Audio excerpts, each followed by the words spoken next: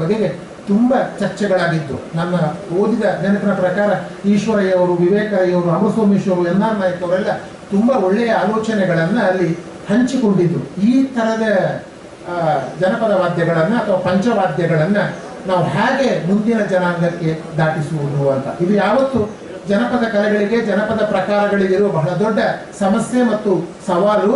ಈ ಯಾವುದೇ ಒಂದು ಜನಪದ ಪ್ರಕಾರವನ್ನ ಅಥವಾ ಜನಪದ ವಾದ್ಯ ಪ್ರಕಾರಗಳನ್ನ, ಈ ತರದ ಪಂಚವಾದ್ಯಗಳನ್ನ ಮುಂದಿನ ತಲೆಮಾರಿಗೆ ದಾಟಿಸುವುದು ಹೇಗೆ, ಅದರ ಕುರಿತ ಹಾಗೆ ತುಂಬಾ ಗಂಭೀರವಾಗಿ ವಿಠಲ್ ಭಂಡಾರಿ ಯೋಚನೆ ಮಾಡ್ತಾ ಇದ್ದಾರೆ. ನಿಮಗೆ ಆರ್ ವಿ ಭಂಡಾರ್ ನೆನಪಿಸಿಕೊಳ್ಳಬೇಕು ಈ ಸಂದರ್ಭದಲ್ಲಿ. ಬಹುಶಃ ಅವರು ಬಹಳ ಪ್ರಗತಿಶೀಲ ಲೇಖಕರು. ಅವರೊಂದು ಬಂಡಾಯದ ಮುಂಚೂಣಿಯ ಲೇಖಕರು ಅಂತ ಗುರುತಿಸಿ. ಇಲ್ಲಿ ಬಂಡಾಯ ಅಂತಂದ್ರೆ ನಮ್ಮಲ್ಲಿ ಕೆಲವು ತಪ್ಪು ಅಭಿಪ್ರಾಯ ಉಂಟು. ಬಂಡಾಯ ಅಂದ್ರೆ ಅದು ಎಲ್ಲ ವಿರುದ್ಧ ಹೋಗುವುದಲ್ಲದು. ಪರಂಪರೆಯನ್ನ, ಹಳೆಯದನ್ನ ಹೊಸ ಬಗೆಯಲ್ಲಿ, ಹೊಸ ಕ್ರಮದಲ್ಲಿ, ಹೆಚ್ಚು ಅರ್ಥಪೂರ್ಣವಾಗಿ, ಹೆಚ್ಚು ಪ್ರಸ್ತುತವಾಗಿ ಹಾಗೆ ಮಾಡಬೇಕು ಅಂತ ಆಲೋಚಿಸುವ ಕ್ರಮವೇ ಬಂಡಾಯದ ಕ್ರಮ. ಹೊಸ ಬಗೆಯಲ್ಲಿ ಆಲೋಚಿಸುವ ಕ್ರಮ ಅದು ನಮ್ಮಲ್ಲಿ ತಪ್ಪು. ಅವರು ಭಯಂಕರ ಬಂಡಾಯ ಅಂದ್ರೆ ಬಹಳ ಕ್ರಾಂತಿಕಾರಿ ಅಂತ ಎಲ್ಲೋ ಹಾಗಲ್ಲ. ಅದು ಬಂಡಾಯದ ಅದು ಮನೋಧರ್ಮ. ಅದೊಂದು ಆಲೋಚನಾ ಕ್ರಮ, ಅದು ಒಂದು ಆಲೋಚನಾ ವಿನ್ಯಾಸ. ಅದು ಹಾಗಾಗಿ ಅಂತಹ ಆರ್ ವಿ ಭಂಡಾರಿಯವರ ಒಂದು ನೆನಪಿನಲ್ಲಿ ಈ ಸಹಾಯನ ಈ ಸಂಸ್ಥೆ ಏನಿದೆ ಅದು ಕಲೆಗಳ ಕುರಿತ ಹಾಗೆ, ಕಲಾವಿದರ ಕುರಿತ ಹಾಗೆ ಹೊಸ ಬಗೆಯಲ್ಲಿ ಆಲೋಚಿಸುವ ಈ ಪ್ರಯತ್ನ ಏನಿದೆ ಇದು ಬಹಳ ಮುಖ್ಯವಾದದ್ದು ಅಂತ ನಾನು ಭಾವಿಸಿಕೊಂಡಿದ್ದೇನೆ. ಹಾಗಾಗಿ ಮೊದಲಾಗಿ ಸವಿಯಾನ ಮತ್ತು ಅವರನ್ನ ಸಪೋರ್ಟ್ ಮಾಡಿದ, ಅವರನ್ನ ಬೆಂಬಲಿಸಿದಂತಹ, ಅವರ ಸಹಾಯಕ್ಕೆ ನಿಂತ ಎಲ್ಲ ಸಂಘ ಸಂಸ್ಥೆಗಳನ್ನ ಒಂದು ಉದ್ಘಾಟಕರ ನೆಲೆಯಲ್ಲಿ ನಾನು ಅಭಿನಂದಿಸುವ ನನ್ನ ಕರ್ತವ್ಯ ಅಂತ ನಾನು ಭಾವಿಸ್ತೇನೆ. ತಮ್ಮೆಲ್ಲರ ಪರವಾಗಿ ಈ ಮೂರು ಸಂಸ್ಥೆಗಳಿಗೆ ಮತ್ತು ಈ ತರದ ಒಂದು ಹೊಸ ಪರಂಪರೆಯನ್ನ ಸೃಷ್ಟಿ ಮಾಡುತ್ತಿರುವ ವಿಠಲ್ ಭಂಡಾರಿ ಅವರನ್ನ, ಅವರ ಬಳಗದವರನ್ನ ತಮ್ಮೆಲ್ಲರ ಪರವಾಗಿ ನಾನು ಅಭಿನಂದಿಸ್ತಾ ಇದ್ದೇನೆ. ನಾನು ಬಹಳ ವಿಸ್ತಾರ ನಾನು ಮಾತಾಡಲ್ಲ. ನಮ್ಮಲ್ಲಿ ಒಂದು ಆವರಣ, ಒಂದು ಸಂದರ್ಭ ಅನ್ನೋದು ಪದ ಇದೆ. ಕಾಂಟೆಕ್ಸ್ಟ್ ಅಂತ ಹೇಳ್ತೇವೆ ನಾವು. ಒಂದು ಸಂದರ್ಭ. ಈಗ ಆಚರಣೆಗೆ ಒಂದು ಸಂದರ್ಭ ಇದೆ, ಆರಾಧನೆಗೆ ಒಂದು ಸಂದರ್ಭ ಇದೆ, ಮದುವೆಗೆ ಒಂದು ಮುಹೂರ್ತ, ಒಂದು ಸಂದರ್ಭ ಇದೆ. ಎಲ್ಲ ಸಾಂಸ್ಕೃತಿಕ ಏನು ನೀವು ಆಚರಣೆಗಳು ಅಂತ ಏನು ಹೇಳ್ತೀರಿ, ಆರಾಧನೆಗಳು ಅಂತ ಹೇಳ್ತೀರಿ, ಅಥವಾ ಜೀವನಾವರ್ತನಾಚರಣೆಗಳು, ವಾರ್ಷಿಕಾವರ್ತನಾಚರಣೆಗಳು, ಹಬ್ಬಗಳು, ಇವುಗಳಿಗೆ ಒಂದು ಆವರಣ ಅಂತ ಹೇಳ್ತಾರೆ. ಆವರಣ ಒಂದು ಸಂದರ್ಭವನ್ನ ಕಲ್ಪಿಸುವುದು. ನಮ್ಮ ಜಾನಪದ ಅಧ್ಯಯನದಲ್ಲಿ ಅದನ್ನೊಂದು ಮಧ್ಯಂತರ ಜಗತ್ತು ಅಂತ ಕರೀತಾರೆ. ಒಂದು ಕಲಾ ಪ್ರದರ್ಶನ ಆಗುವಾಗ, ಒಂದು ಆರಾಧನೆ ಆಗುವಾಗ, ಒಂದು ಯಾವುದೇ ಒಂದು ದೈವದ ಆರಾಧನೆ ಆಗುವಾಗ ಒಂದು ಜಗತ್ತನ್ನು ನಿರ್ಮಿಸಲಾಗ್ತದೆ. ಒಂದು ವಿಶಿಷ್ಟವಾದ ಜಗತ್ತದು. ಅದನ್ನು ತಾತ್ಕಾಲಿಕ ಜಗತ್ತು ಅಂತ ಕರೀತಾರೆ, ಭ್ರಾಮಕ ಜಗತ್ತು ಅಂತ ಕರೀತಾರೆ, ಕಲಾತ್ಮಕ ಜಗತ್ತು ಅಂತ ಕರೀತಾರೆ. It's a very temporary. ತಾತ್ಕಾಲಿಕವಾದ, ಭ್ರಾಮಕವಾದ, ಕಲಾತ್ಮಕವಾದ ಒಂದು ಜಗತ್ತನ್ನು ಸೃಷ್ಟಿ ಮಾಡಬೇಕು. ಈಗ ಒಂದು ದೈವದ ಆರಾಧನೆಯಲ್ಲಿ ಒಂದು ದೈವ ನಮ್ಮ ಕಣ್ಣ ಮುಂದೆ ಬರಬೇಕಾದ್ರೆ ಹಾಗೆ ಬರೋದಿಲ್ಲ. ಅದಕ್ಕೊಂದು ಆವರಣವನ್ನು ನೀವು ಸೃಷ್ಟಿ ಮಾಡಬೇಕು, ಅದಕ್ಕೊಂದು ಸಂದರ್ಭವನ್ನು ಕಲ್ಪಿಸಬೇಕು. ಅದು ಹೇಗೆ ಸಂದರ್ಭ ಮತ್ತು ಆವರಣ ಕಲ್ಪಿಸುವುದು ಅಂತಂದ್ರೆ, ನೀವು ಕಾಲವನ್ನು ಪ್ರತ್ಯೇಕಿಸಬೇಕು, ಸ್ಥಳವನ್ನು ಪ್ರತ್ಯೇಕಿಸಬೇಕು, ಮತ್ತು ಮುಖ್ಯವಾಗಿ ವ್ಯಕ್ತಿಯನ್ನು ಪ್ರತ್ಯೇಕಿಸಬೇಕು. ಕಾಲವನ್ನ, ನಿಮ್ಮಲ್ಲಿಗೆ ಮದುವೆಗೆ ಒಂದು ಕಾಲ, ಈಗ ಕಾಲ ನಿರಂತರವಾಗಿದೆ. ನಾವು ಏನೋ ಒಂದು ಮುಹೂರ್ತ ಅಂತ, ಗೋಧೂಳಿ ಲಗ್ನ ಅಂತ ಹೇಳ್ತಾರೆ, ಏನೋ ಒಂದು ಕಾಲವನ್ನು ನಾವು ಗುರುತಿಸ್ತೇವೆ, ಪ್ರತ್ಯೇಕಿಸ್ತೇವೆ.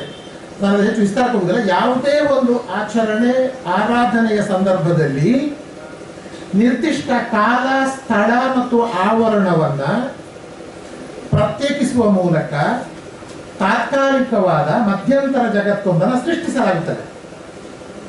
ಹಾಗಾಗಿ ದೈವಗಳು ನಮ್ಮ ಮುಂದೆ ಕಾಣಿಸಿಕೊಳ್ಬೇಕಾದ್ರೆ ನೋಡಿ, ಆವರಣವನ್ನು ನೀವು ಒಂದು ಸಂದರ್ಭ ಕಲ್ಪಿಸಬೇಕಲ್ಲ. ಎಲ್ಲೋ ಹೋಗಿ ದೈವ ಅಂದ್ರೆ ಬರೋದಿಲ್ಲ. ಅದು ಒಂದು ನಿರ್ದಿಷ್ಟ ಆವರಣದಲ್ಲಿ ಬರ್ತದೆ. ಅದು ಅಲ್ಲಿ ಏನೇನು ಸಿದ್ಧತೆಗಳನ್ನ ಮಾಡಬೇಕು ಅಂತ ಇದೆ. ಅದಕ್ಕೊಂದು ಕಾಲವನ್ನು ಪ್ರತ್ಯೇಕಿಸಬೇಕು. ಅದು ಯಾವ ಕಾಲ ಅಂತ ಇರ್ತದೆ. ಒಬ್ಬ ವ್ಯಕ್ತಿಯನ್ನ, ಯಾರ ಮೇಲೆ ದೈವ ಆವಾಹನೆಗೊಳ್ಳುತ್ತದೋ ಆ ವ್ಯಕ್ತಿಯನ್ನ ಉಳಿದ ವ್ಯಕ್ತಿಯಿಂದ ಪ್ರತ್ಯೇಕಿಸಬೇಕು. ಅವನನ್ನು ಸ್ನಾನ ಮಾಡಿಸುವುದಿರ್ಬೋದು, ಗಂಧಲೇಪನ ಇರ್ಬೋದು, ಎಲ್ಲ ಬೇರೆ ಬೇರೆ ವಿಧಿವಿಧಾನಗಳುಂಟು. ಅದಕ್ಕೆ ಬೆಸ್ಟ್ ಎಕ್ಸಾಂಪಲ್ ಅಂತಂದ್ರೆ, ಮದುವೆ ಸಂದರ್ಭದಲ್ಲಿ ಮದುಮಗ ಮತ್ತು ಮದುಮಗಳನ್ನ, ಒಂದು ಹುಡುಗ ಒಂದು ಹುಡುಗಿಯನ್ನ ನೀವು ಮದುಮಗಳನ್ನಾಗಿ ಮಾಡ್ತೀರಲ್ಲ, ಒಂದು ಮಂಟಪ ಅಂತ ಕಟ್ತೀರಲ್ಲ, ಒಂದು ಸ್ಥಳವನ್ನ ಪ್ರತ್ಯೇಕಿಸ್ತೀರಲ್ಲ, ಒಂದು ಕಾಲವನ್ನು ಗುರುತಿಸ್ತೀರಲ್ಲ, ಒಂದು ಅಕ್ಕಿಯ ಮೇಲೆ ನಿಲ್ಲಿಸ್ತೀರಲ್ಲ, ಇದೆಲ್ಲ ಅವರನ್ನ ಪ್ರತ್ಯೇಕಿಸುವ ವಿಧಾನ. ಇಷ್ಟು ಅರ್ಥ ಆಯ್ತು ಅಂದುಕೊಂಡಿದ್ದೆ ನಾನು. ಇಷ್ಟು ಮಾತನ್ನು ಯಾತಕ್ಕೆ ಹೇಳಿದೆ ಅಂತಂದ್ರೆ, ಹೀಗೆ ಒಂದು ಆರಾಧನೆಯ ಸಂದರ್ಭದಲ್ಲಿ, ಒಂದು ಕುಣಿತದ ಸಂದರ್ಭದಲ್ಲಿ, ಒಂದು ಈ ತರದ ಒಂದು ಮಧ್ಯಂತರ ಜಗತ್ತನ್ನು ಸೃಷ್ಟಿ ಮಾಡುವಾಗ ವಾದ್ಯಗಳು, ನಾನು ಹೇಳ್ಬೇಕಾದ ಮಾತು ಇದು, ವಾದ್ಯಗಳು, ಅದು ಪಂಚವಾದ್ಯ ಇರ್ಬೋದು, ಯಾವುದು ವಾದ್ಯಗಳು ವಿಶೇಷವಾದ ಒಂದು ಕಾರ್ಯವನ್ನು ನಿರ್ವಹಿಸ್ತದೆ. ನಾವು ಶಬ್ದ ಮಾಡುವುದಲ್ಲ, ಅದು ವಾದ್ಯಗಳನ್ನು ಊದುವುದು. ದೇವಸ್ಥಾನಕ್ಕೆ ಒಂದು ಗಂಟೆ ಅಂತ ಒಂದು ಬಾರಿಸುವುದು, ಒಂದು ಗಂಟೆ ಯಾಕೆ ಆವರಣವನ್ನು ಒಂದು ವಿಶಿಷ್ಟವಾಗಿ ಕಲ್ಪಿಸಿಕೊಳ್ಳೋದಕ್ಕೆ ಅನುಕೂಲ ಮಾಡಿಕೊಡ್ತದೆ. ಹಾಗಾಗಿ ನಮ್ಮಲ್ಲಿರುವ ವಾದ್ಯಗಳೇನಿವೆ, ವಾದ್ಯ ವಿಶೇಷಗಳೇನಿವೆ, ಅದು ನುಡಿಸುವುದಿರ್ಬೋದು, ಬಾರಿಸುವುದಿರ್ಬೋದು, ಏನೇ ಇರ್ಬೋದು, ಯಾವುದೇ ಬಗೆಯ ವಾದ್ಯಗಳಾದರೂ ಕೂಡ ಶಬ್ದದ ಮೂಲಕ ಅಥವಾ ನಾದದ ಮೂಲಕ ಒಂದು ವಿಶಿಷ್ಟವಾದ ಆವರಣವನ್ನು ನಿರ್ಮಾಣ ಮಾಡ್ತದೆ. ಪ್ರಶಾಂತವಾಗಿದ್ದ ಒಂದು ಜಾಗದಲ್ಲಿ ವಾದ್ಯಗಳನ್ನು ನುಡಿಸಿದಾಗ ಆ ಶಬ್ದವೇ, ಆ ನಾದವೇ ಒಂದು ಆವರಣವನ್ನು, ಸಂದರ್ಭವನ್ನು ಅದು ಕಲ್ಪಿಸ್ತದೆ. ಹಾಗಾಗಿ ನಮ್ಮ ಸಾಂಸ್ಕೃತಿಕ ಆಚರಣೆಗಳಲ್ಲಿ ವಾದ್ಯ ವಿಶೇಷಗಳು ಅಥವಾ ನಾದಕ್ಕೆ ಇರುವ ಯಾವ ಜನಪದ ಆರಾಧನೆ ಬೇಕಾದ್ರೆ ತಗೊಳ್ಳಿ, ಅಲ್ಲಿ ವಾದ್ಯಗಳಿಲ್ಲದೆ ಇಲ್ಲ. ಅಂದರೆ ಮೊದಲು ಆವರಣವನ್ನು ನಿರ್ಮಾಣ ಮಾಡುವುದೇ ಯಾವುದೇ ಸಂದರ್ಭದಲ್ಲಿ ಅದು ವಾದನಗಳು ಎನ್ನುವುದನ್ನು ನಾನು ಬಹಳ ಮುಖ್ಯವಾಗಿ ಹೇಳೋದಕ್ಕೆ ಇಷ್ಟಪಡ್ತೇನೆ. ಪಂಚವಾದ್ಯಗಳಿರ್ಬೋದು ಅಥವಾ ಯಾವುದೇ ಜನಪದ ವಾದ್ಯಗಳು ಸಹಸ್ರಾರು ವರ್ಷಗಳಿಂದ ಈ ಒಂದು ವಿಶಿಷ್ಟವಾದ ಕಾರ್ಯವನ್ನು ನಿರ್ವಹಿಸ್ತಾ ಬಂದಿವೆ. ಅಂದರೆ ಸಾಂಸ್ಕೃತಿಕ ಆವರಣವನ್ನು ನಿರ್ಮಿಸುವಲ್ಲಿ ನಮ್ಮ ಜನಪದ ಕಲಾವಿದರ, ವಾದ್ಯಗಾರರ ಪಾತ್ರ, ಕೊಡುಗೆ ಬಹಳ ವಿಶಿಷ್ಟವಾದದ್ದು. ಹಾಗಾಗಿ ಅವರು ತಲೆತಲಾಂತರಗಳಿಂದ ಅದನ್ನು ಬೇರೆ ಬೇರೆ ಮದುವೆ ಸಂದರ್ಭ ಇರ್ಬೋದು, ಸಾವಿನ ಸಂದರ್ಭ ಇರ್ಬೋದು, ಕೃಷಿ ಸಂಬಂಧಿ ಆಚರಣೆ ಇರ್ಬೋದು, ಎಲ್ಲ ಸಂದರ್ಭಗಳಲ್ಲಿ ಕೂಡ ವಾದ್ಯಗಳನ್ನು ಯಾಕೆ ಕರೆಸ್ತಾರೆ ಒಂದು ಆ ಸಂದರ್ಭ ಅಂದರೆ ಆವರಣ ನಿರ್ಮಾಣಕ್ಕಾಗಿ ಅಂತ ಒಂದು. ಈ ಆವರಣನೇ ಇಟ್ಟುಕೊಂಡು ಹೀಗೆ ಒಂದು ನಿರ್ದಿಷ್ಟ ಆವರಣ ಸೃಷ್ಟಿ ಮಾಡುವ ಕೆಲಸವನ್ನು ಮಾಡ್ತಾ ಬಂದಿದ್ದಾರೆ. ಈಗ ನಾವೊಂದು ಸಂಕಷ್ಟದ ಕಾಲದಲ್ಲಿದ್ದೇವೆ.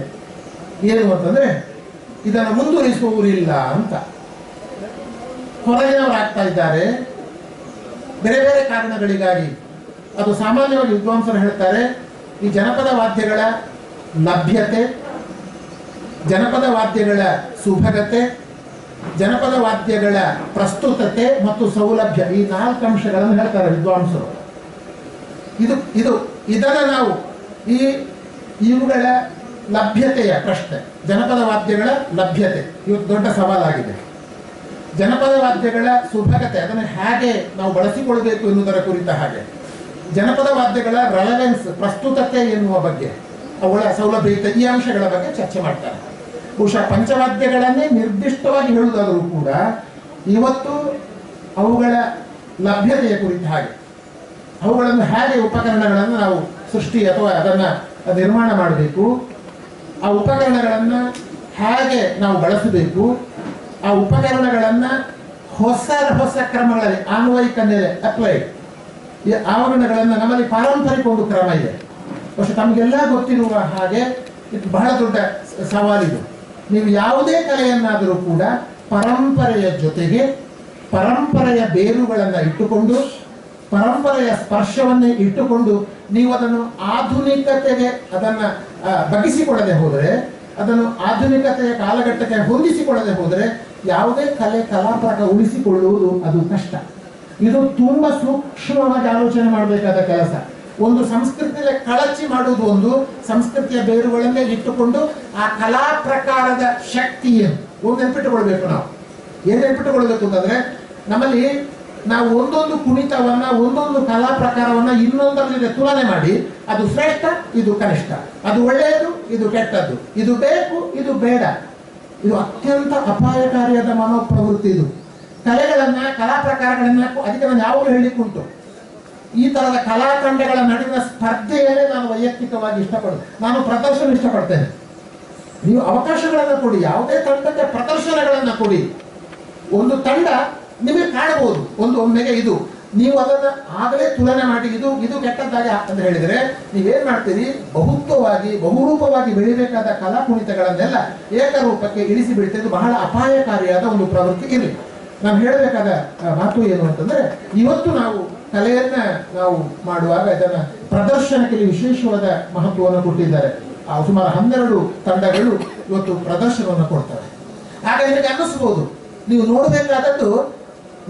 ನೋಡಬೇಕಾದದ್ದು ಒಂದನ್ನೊಂದು ವಿರೋಧದ ಮೇಲೆ ಅಲ್ಲ. ದಯವಿಟ್ಟು ಗಮನಿಸಿ, ನೀವು ನೋಡಬೇಕಾದದ್ದು ಒಂದಕ್ಕಿಂತ ಇನ್ನೊಂದು ಹೇಗೆ ಭಿನ್ನ ಎನ್ನುವುದನ್ನು ನೋಡಬೇಕು. ಇದು ಹೇಗೆ ಅದಕ್ಕಿಂತ ಡಿಫರೆಂಟ್ ಅಂತ ನೀವು, ಇದು ಬಹಳ ಬಹಳ ಬಹಳ ಸೂಕ್ಷ್ಮ ಸಂಗತಿ ಇದು. ನೀವು ಒಂದನ್ನು ಇನ್ನೊಂದಕ್ಕಿಂತ ವಿರೋಧದ ನೆಲೆಯಲ್ಲಿ ನಿಂತರೆ ಅದು ಬಹಳ ಅಪಾಯಕಾರಿ. ಒಂದಕ್ಕಿಂತ ಇನ್ನೊಂದು ಭಿನ್ನ ಅಂತ ನಿಂತರೆ ನಿಮಗೆ ಅದನ್ನ ಬಹುಮುಖ ನೆಲೆಗಳಲ್ಲಿ ಆಸ್ವಾದನೆ ಮಾಡಲಿಕ್ಕೆ ಸಾಧ್ಯ ಆಗ್ತದೆ. ಹಾಗಾಗಿ ಸುಮಾರು 12 ತಂಡಗಳ ಪ್ರದರ್ಶನವನ್ನ ಈ ಮನೋಭೂಮಿಕೆಯಿಂದ ನೀವು ನೋಡಬೇಕು. ಇದು ಒಂದಕ್ಕಿಂತ